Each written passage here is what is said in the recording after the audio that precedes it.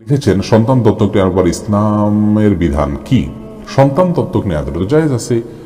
সূরা আহজাবের ৫ নম্বর আয়াতে আল্লাহ তাআলা বলেছেন, দত্তক নেওয়া সন্তানকে নিজের সন্তান পরিচয় দিবেন না, উদউহুম লিআবাইহিম, তাদেরকে তাদের জন্মদাতা বাপের সঙ্গে সম্বন্ধ করে পরিচয় দিবেন।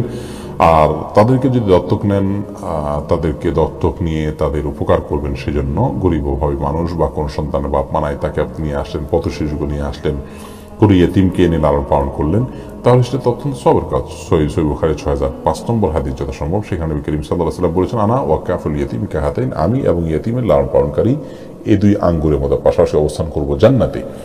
এই জন্য এটি অত্যন্ত সবের কথা। মুশকিল হলো আমাদের দেশে যারা দত্তক নিয়ে থাকেন, তারা ওই সন্তানের কল্যাণের দত্তক যতটা নেন তার চেয়ে বেশি নেন হলো বেশিরভাগ মানুষ নিজের স্বার্থের জন্য। অর্থাৎ নিজের হয়তো ছেলে নাই, সেজন্য আরেকজনের ছেলে নিয়ে আসেন, নিজের সন্তান নেই আরেকজনের সন্তান নিয়ে আসেন। অর্থাৎ এখানে নিজের প্রয়োজনটা মেটানোটাই উদ্দেশ্য থাকে। যাদের অনেক সন্তান আছে তারা আরেকটা সন্তান দত্তক নেন, এরকমটি আমাদের সমাজে দেখা যায় না।